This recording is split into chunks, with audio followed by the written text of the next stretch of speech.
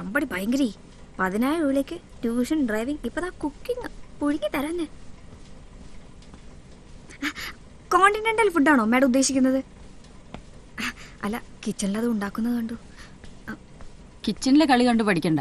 അത് കോണ്ടിനെന്റലും അല്ല നാടനും അല്ല, വെറും ജങ്ക്. നേരാ, ഫിഷും മീറ്റും ചുമ്മാ ബോയിൽ ചെയ്ത് സോസും അജിനമോട്ടോ ഇട്ട് ഇളക്കും. അത് തന്നെ ചൈനീസ്.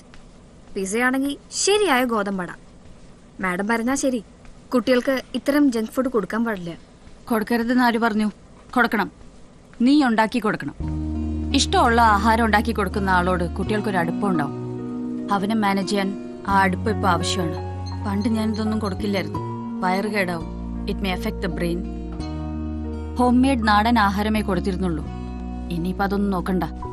അവന് ഇഷ്ടമുള്ളത്.